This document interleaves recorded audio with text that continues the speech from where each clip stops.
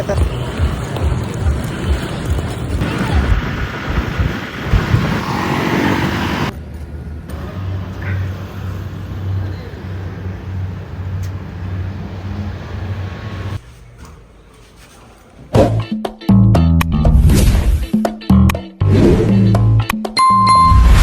Hello guys, welcome back to our YouTube channel.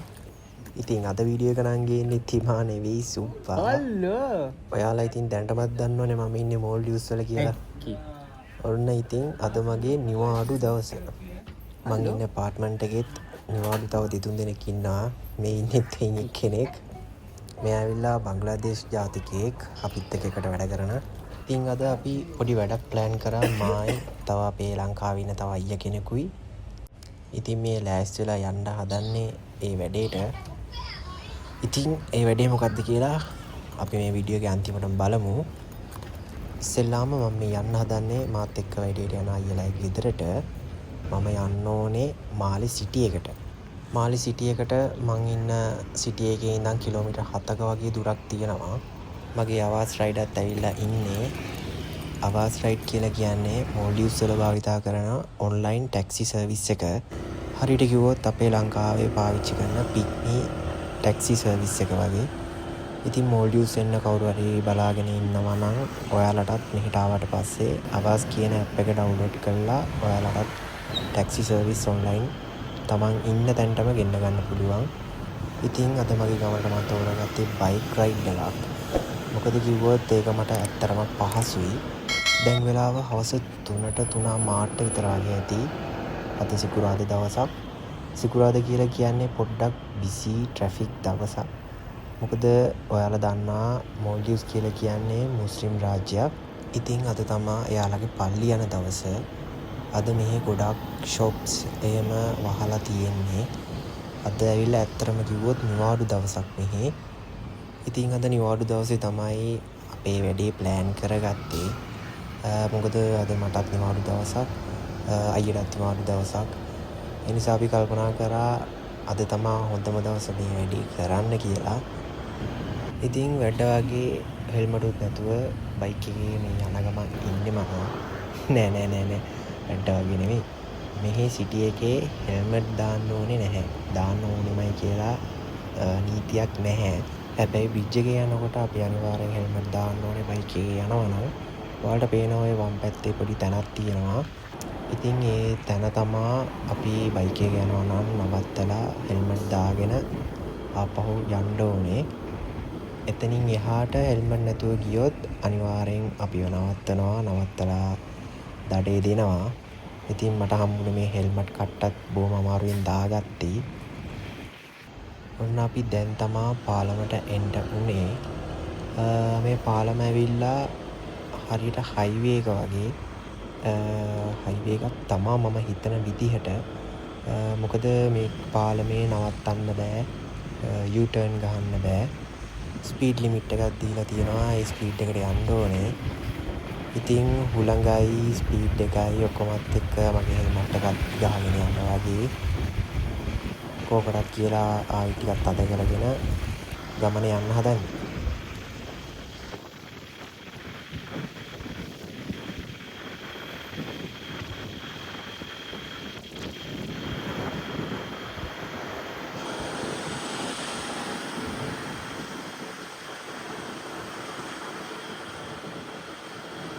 ඔයාලට පේනවා ඇති පාලම දෙපැත්තෙම තියෙන්නේ සෝලා. මේ සෝලා වලින් සිටි එකට අවශ්‍ය පවර් එකෙන් කොටසක් ජෙනරේට් කරලා තියෙනවා. මම ඔයාලට මැප් එකකින් පෙන්නන්නම් අපි ඉන්නේ දැන් කොතනද කියලා. අපි දැන් හරියටම ඉන්නේ එයාපෝට් එකට කලින් පාලමේ මැදාගේ. මාලි සිටි එකට යන්න එයාපෝට් එකත් පහු කරගෙන අපි පාලමේ දිගටම යන්න ඕනේ. ඉතින් ඔයාලට පේනවා ඇති ওই දකුණු පැත්තෙන් පේන්නේ එයාපෝට් එක. එයාපෝට් එකේ ෆ්ලයිට්ස් නවත්තලා තියෙනවා තමයි ඔයාලට මේ පේන්නේ. ඉතින් ෆ්ලයිට්ස් කොච්චර තිබ්බත් අපිට අපේ දේ දකිනකොට තියෙන ආඩම්බරේ එක කියලා මෙච්චරයි කියලා කියන්න බෑ. ඔයාලට මේ පේන්නේ ශ්‍රී ලංකන් එයාලයින් එකේ ගුවන් යානයක් නවත්තලා තියෙනවා. ඒ අතරේ ඔයාලට දැන් මේ පේන්නේ රිසෝට් වලට ආපු ප්‍රයිවට් ජෙට් නවත්තලා තියෙනවා. ඉතින් මෙතනින් අපි හැරිලා ගියොත් තමයි එයාපෝට් එකට යන්න තියෙන්නේ. අපි දැන් යන්නේ මාලි සිටි එකටනේ. ඒ නිසා අපි යන්න ඕනේ කෙලින්ම. චුට්ටක් විතර ට්‍රැෆික් එකක් තියෙනවා. ඉතින් අපි අයිලන්ඩ් වලට යන්න පාවිච්චි කරන්නේ ස්පීඩ් බෝට්. ඔයාලට මේ දැන් පේන්නේ ඒ ස්පීඩ් බෝට්. කතාවෙන් කතාව කොහොම හරි අපි මාලි සිටි එකට දැන් එන්න තමයි හදන්නේ. ඉතින් ටිකක් ට්‍රැෆික් අද මම ඔයාලට කිව්වනේ කලින් අද මාත් දවසක් කියලා. සිකුරාදා දවසක් කියන්නේ මෙහි ටිකක් බිසි.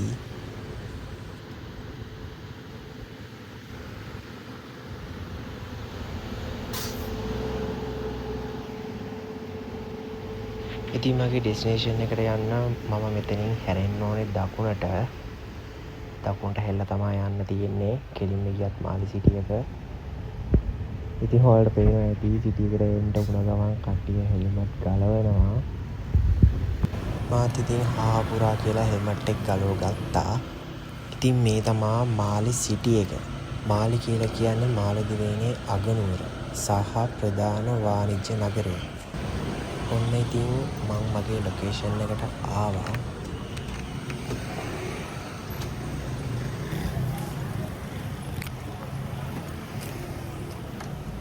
මට හුළු මාලි සිටි එකේ ඉඳන් මාලි සිටි එකට එන්න මෝල්ඩිව්ස් රුපියල් 49ක් වැටුණා. ඒ කියන්නේ ලංකාවේ සල්ලි වලින් ගත්තොත් 450ක් වගේ. ඔයාලා කන්වර්ට් කරලා බලන්න. ඉතින් මට කිලෝමීටර් වැටලා තිබ්බේ 7යි. කිලෝමීටර් 7ට තමා මේ ගාන වැටලා තිබ්බේ. ඉතින් රයිඩ් එක පේමන්ට් එකක් කරලා පොඩක් වටපිටා බැලුවා. මොකද මම අයියලාගේ ගෙදරට ආවේ මීට කලින් එකපාරයි. මට පොඩි මතකයක් තියෙනවා. මොකද මාලි සිටි එකේ හැම පැත්තම එක වගේ. කොහොමහරි මම අයියට කෝල් එකක් දුන්නා මං ඇවිල්ලා ඉන්නේ කියලා. යන්න කලින් ඉතින් අයියාගේ බබ්බාට මොන හරි අරන් යන්න ඕනේ කියලා මං ආවා එතන තියෙන ස්වීට් ෂොප් එකකට. 2 chocolate muffin. Plain chip. 1 chocolate muffin, 1 donut chocolate. Muffin with chip or without chip? With chip. Thank you.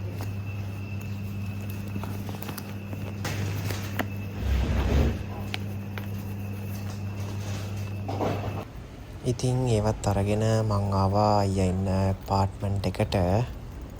ඉතින් ඇපාර්ට්මන්ට් එකට යන්න තියෙන්නේ මේ පාරෙන්. ඉතින් එයා උඩේ ඉඳන් මාව දැකලා අතත් වනලා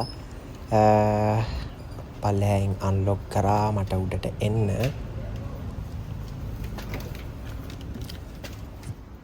ඉන්නේ 8th floor එකේ. 8th floor එකට ලිෆ්ට් එකේ තමයි යන්න ඕනේ. පඩිපෙළෙන් යන්න පුළුවන්. ලිෆ්ට් එකේදී මොකටද නිකන් මාන්සියනේ. Sorry to keep you waiting. ඔන්න මම ආවා. බබත් හොරෙන් ඉන්නවා. ඒ යක්කයි බබත් එක්ක චැට් එකක් දාලා ලංකාවේ රසට කෑම හිපුත් කාලා අයියත් එක්ක එළියට බැස්සා අපේ වැඩේට. ඉතින් මේ තමයි අපේ රණුලා අයියා. අයියට මූණ පෙන්නන්න පොඩ්ඩක් ලැජ්ජයිලු. ඉතින් අපේ වැඩේට යන්න තියෙන්නේ ඔය ඉස්සරහ පේන කොළපාට ගේට් එක තියෙන තැනට. ඉතින් අපි එතනට යන ගමන් ඉන්නේ. අපරාධ කියන්න බෑ. අපි එතනටම ඇවිල්ලා බලනකොට තමයි දන්නේ ඒ තැන මෙතන නැහැ කියලා. ඉතින් අයියා එතනට කෝල් එකකුත් දුන්නා. කෝල් එකක් දීලා මේ විස්තරේ කතා කරන ගමන් තමයි ඉන්නේ. අපි බලමු. RTA. ඉතින් ඒ අතරේ අයියා මට පෙන්නනවා මෙහි බස් සිස්ටම් එක කොහොමද වෙන්නේ කියලා. මේ ඉතින් බයි ෆෙරි වලින් යන්න පුළුවන් බස් එක යන්න. එතන ගියන් පස්සේ ඒ බස් ඔව් මේ බස්. බයි බස් කියලා බයි මේ ස්පීඩ් බෝට් ආරම්මන ඒවත් ඔව් තියෙනවානේ. ඒත් මේ තියෙන වෙස් පාක් වෙස්පාක් කියන්නේ අර කෙරවලේ. ඉතින් අපි බලන්න ඕනේ කානිවල් ෆේස් 1. කියන්නේ කානිවල් කියන්නේ මේ පැත්තේ කෙරවල. මේක ගියයින් පස්සේ මේ මෙතන බස් එක පෙන්වනවා. තියෙන වෙලාවයි ඔක්කොම ටික ඔක්කොම පෙන්වනවා. හෝල් තියෙනවා දැන් දැන්. මේ බස් එක උනත් පෙන්වනවා මෙතන. මේ යන්නේ. මේ ආ බස් එක. ඔව්.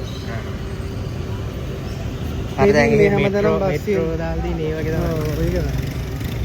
මේ තියෙන මේ මෙතන තියෙන බස් එක. අපි දෙන්න ඉන්නේ මෙතනනේ. ඒ මේ හෝල්ඩ් එකට හරි මේ හෝල්ඩ් එකට හරි ගියා නම් අපි දෙන්නට ගන්න පුළුවන්. මේක දැන් මේක එනවද? ආයි බස් එක මෙහෙට එනවා. ඔව් මෙතන මේක මේ මෙතන ක්ලික් කළාන් පස්සේ මේදී 52කට තියෙනවා. දැන් 43 ඒ ගාන ටයිම් එකට වෙනවනේ. ඔව් එනවා. 43නේ. ආර වෙන්නන්නේ අර කී බස් එක. ඔව් නෑ ඒක වෙනම රූට් එක. ඒක මේක දැන් මේක තියෙන්නේ මොකද්ද? සෝෂන් රූට් එක ඒක. ඉතින් මේ අනේක දැන් අපි මෙතන ඉන්නේ මේ යන්නේ බස් එක. මේ ගාන ට්‍රැක් කරනවා නේ. ඔව්. මේ GPS එකක් තියෙන බස් එක. ඉතින් මේවා දකිනකොට මට ඇත්තටම මතක් වුණේ ලංකාවේ මෙට්‍රෝ බස් සර්විස් එක. ඔයාලට තේරෙනවා ඇති මේවා දකිනකොට අපේ ලංකාවෙත් මේ වගේ සිස්ටම් එකක් තිබ්බනම් කොච්චර හොඳද කියලා. ඒක නම් විනාඩි 9කින් එනවා. විනාඩි 9කින්. ඔව්. අරත් එක තියෙන්නේ ඇනිවල් ස්පාක් එක විනාඩි 56ක් වෙන්නේ. කියන බස් එක යන්නේ නැද්ද දන්නේ. ඉතින් අපි ඔහොම බස් එකක් තෝර ඉන්නකොට අපිට පෙන්නවා විනාඩියකින් බස් එකක් එනවා කියලා හෝල්ඩ් එකට. ඉතින් ඒකට තමයි මේ පණ කඩාගෙන දුවන්නේ. දැන් ඔයාලා බලනවා ඇති අපි මේ කොහෙද බස් එකේ යන්නේ කියලා. ඉතින් අපි යන්න හිටපු තැනට ගිහින් කෝල් කරලා බලනකොට ඒක ඒ ලොකේෂන් එකේ දැන් නැහැලු. ඒ කියන්නේ මාලේ සිටි එකේ තිබුණ ඒ තැන දැන් තියෙන්නේ හුළුමාලේ. හුළුමාලේ කියලා කියන්නේ මම හිටපු සිටි එකේ. ඉතින් දැන් මාලේ සිටි එකේ ඉඳන් අපි ආපහු හුළුමාලේ සිටි එකට යන්න තමයි හදන්නේ. අපි දෙන්න ටැක්සි එක යන්නත් හදලා ආපහු කතා වුණා මම මෝල්ඩිව්සාවත් හරි තාම පබ්ලික් ට්‍රාන්ස්පෝර්ට් එක ගිහිල්ලා නැති හින්දා ඒ අත්දැකීම ලබන්නත් එක්ක බස් එක යමු කියලා කතා වුණා. අපරාධ කියන්න බෑ කට කපලා සෙනග. ඉතින් මට බස් කාඩ් එකකුත් නැති හින්දා ඊළඟ බස් කාඩ් එකෙන්ම තමයි මමත් යන්නේ. මම තමයි අන්තිමටම බස් එකට නැග්ගේ. තව කට්ටිය හිටියත් එයාලව ගත්තේ නැහැ මොකද බස් එකේ ඉඩ නැති නිසා. ඉතින් අයියා මටත් එක කාට් එකක් පංච් කළා අපි දැන් මේ හුළුමාලෙට යන ගමන්. ඔයාලා ඉතින් කලින් දැක්කනේ මේ පාලමේ අපි එනවා. දැන් ඉතින් ඔයාලට බලන්න තියෙන්නේ අපි යනවා. ඉතින් අපිට වාඩි වෙලා ඉන්න නම් සීට් තිබ්බේ නෑ. අපි ඉතින් හිටගෙන තමයි ආවේ. හැබැයි ඒක එච්චර ගාණක් නෑ. මහන්සියක් එහෙම දැනෙන්නේ නැහැ. හිටගෙන ආවා කියලා. මොකද ලංකාවේ මෙට්‍රෝ බස් එකක ගියපු කෙනෙක් දන්නවා ඇති ඒ අත්දැකීම කොහොමද කියලා. ඉතින් කොමාරි අපි හුළුමාලට ආවා. ඇවිල්ලා එතනින් ඉඳන් පොඩි දුරක් යන්න තියෙනවා. ඉතින් ඒ ටික ටැක්සි එක යනවාද කියලා බලලා ආයි කල්පනා කරා ওই ටික අපි පයින් මෙයන් එකටත් හොඳයිනේ කියලා. හුළුමාලේ හුළුහුලේ කියන්නේ අර එයාපෝට් අයිලන්ඩ් එක. උඹලා බොන්නේ ආයේ හුල්හුලේ. ඉතින් මට හුළුමාලේ හුල්හුලේ පැටලලා තිබ්බේ ඒක ගැන තමයි මේ අයියට කියන්නේ.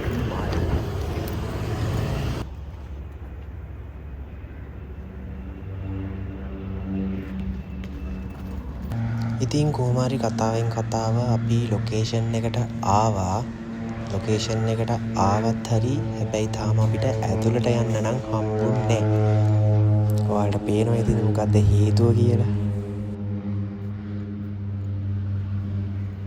හෙලෝ. මට මාන්කය. මන්ටය. නෑ මාන්කය නෙමෙයි.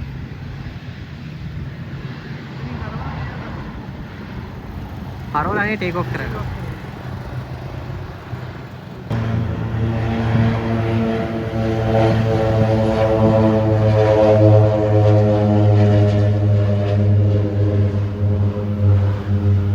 ඉතින් කතාවකුත් තියෙනවානේ කොල්ලෝ කොච්චර වැඩි හිටියෝ වුණත් මේ වගේ තැන්වල පොඩි හිටියෝ වෙනවා. අපි දෙන්නත් තියෙන වැඩ ටික ඔක්කොම දාලා ප්ලේන් බල හිටියා ගොඩ වෙලා.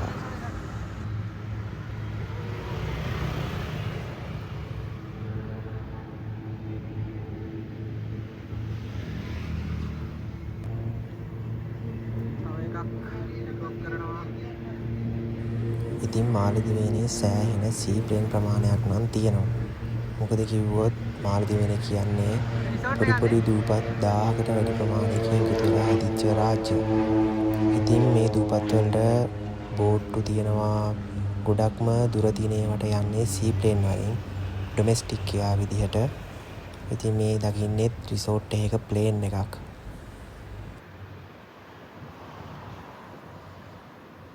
ඉතින් ට්‍රේන් බල ඉද්දී අපිට මතක් වුණා අපි ආපු වැඩේ. ඉතින් අපි ආවා ඒ වැඩේට. කොහොම හරි අපි ආවේ මෙතනින් බෑක් එන්ට්‍රන්ස් එකෙන්. බෑක් එන්ට්‍රන්ස් එකෙන් අපි ඇවිල්ලා ඇතුළට හොයාගෙන මේ යන ගමන්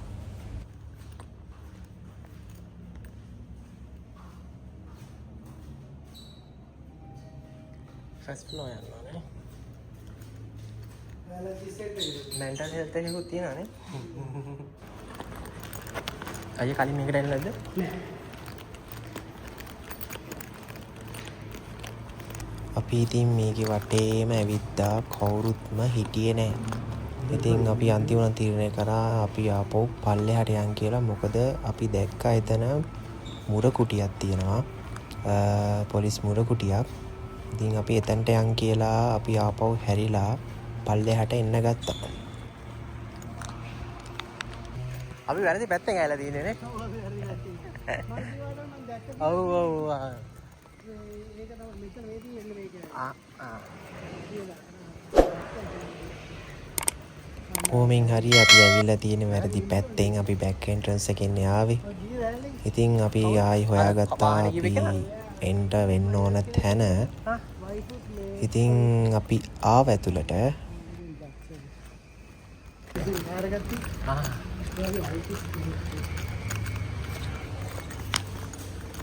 මේක වෙන්න ඇති සීතල.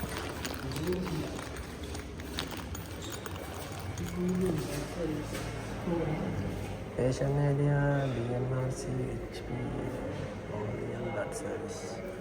අපි යන්න ඕනේ 4.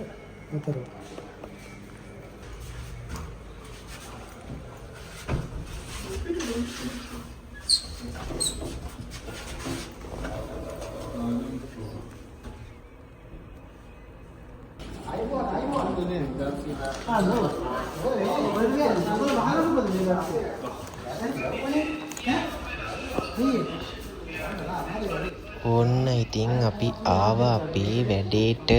දැන් ඉතින් ඔයාලා දන්නවා මොකක්ද වෙන්නේ කියලා. ඉතින් අයියාගේ යාළුවෝ කට්ටියකුත් හිටියා. අපි ආවේ බ්ලඩ් ඩොනේට් කරන්න. ඉතින් අපි හිතලා නෙවෙයි අද දවස දාගත්තේ. ඒ වුණාට අද මෙතන කැම්පේන් එකක්. කොහොම හරි ගොඩාක් ලංකාවේ කට්ටිය ඇවිල්ලත් හිටියා. අයියාගේ යාළුවොත් හිටියා. ඉතින් යාලා අපිට පෙන්වුවා කොහොමද වෙන්නේ කියලා. ඒ තැන් ටිකයි ඔක්කොම පෙන්නලා. අයියා අද බ්ලඩ් ඩොනේට් කරන්න නෙවෙයි හිටියේ. මොකද කලින් දවස්ට ගියේ පොඩ්ඩක් වැඩත් එක්ක බිසි වෙලා නිදි මරලා ඒවත් එක්ක බ්ලඩ් ඩොනේට් කරන්න නැහැ කියලා හිටියේ.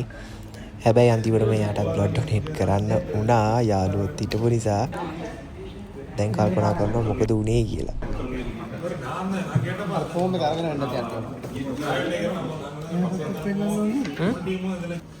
ඉතින් ෆෝම් එකත් ෆිල් කරලා ඩොක්ටර් ගාවට යන්න පොලිමේ හිටියා. අපි යන වෙලාවේ ගොඩක් කට්ටිය හිටියේ නෑ. කලින් ගොඩක් කට්ටිය ඇවිල්ලා ලංකාවේ කට්ටියම සෑහෙන ඇවිල්ලා හිටියා කියලා කිව්වා. රිසෝට් වල කට්ටියම. ඉතින් බ්ලඩ් එකක් චෙක් කරලා ඔක්කොමත් කරලා දැන් බ්ලඩ් ඩොනේට් කරන්න තමා හදන්නේ මේ. අයියත් ඉතින් ඇවිල්ලා වාඩි වුණා. ඉතින් ඔයාලා බලනවා ඇති මොකද මේ හදිසියෙම ඇවිල්ලා බ්ලඩ් ඩොනේට් කරන්න කියලා. ප්‍රධාන හේතුවක් කියලා කියන්නේ මම ලංකාවේ ඉද්දිත් මාස 4න් 4ට 5න් 5ට වගේ මට පුළුවන් හැම වෙලාවෙම කැන්සර් හොස්පිටල් එකට එහෙම මම බ්ලඩ් ඩොනේට් කරනවා. ඉතින් මෙහෙ ඇවිල්ලත් මට හිතුණා බ්ලඩ් ඩොනේට් කරන්න ඕනේ කියලා. කොහොම හරි මාවත් ඇදලා ගත්තනේ කියලා වීලු කර කරත් ඉන්නවා අයියා. මොකද කියන්නේ? උඹට බ්ලඩ් දෙන්න ඇවිල්ලා බය. කවන්න මුන්ද ඉතින් මාත් පස්සේ තමා දන්නේ මෝල්ඩියස් වල සෑහෙන බ්ලඩ් හිඟයක් තියෙනවලු. මොකද කිව්වොත් මෙහි ගොඩාක් තැලිසීමියා කියන රෝගීන් ඉන්නවලු සෑහෙන ප්‍රමාණයක්. ඉතින් ඒ අයට බ්ලඩ් ඕන වෙනවා නිතරම. හේතුව කිව්වොත් මෝල්ඩියස් කියලා කියන්නේ ඉතා කුඩා රටක්නේ. ඉතින් සීමිත ජනගහනයක් ඉන්න නිසා සමහර විවාහයන් වලදී එයාලවක්වත් දන්නේ එයාලා ලේ වලින් ඥාතීන් කියලා. ඉතින් එයාලා ලේ ඥාතීන් කියලා නොදැන පසු කාලයක එයාලට දරුවන් හම්බුනහම එයාලා උප්පත්තියේ ඉඳන්ම තැලිසීමියා කියන රෝගී තත්ත්වයෙන් තමා බිහි වෙන්නේ.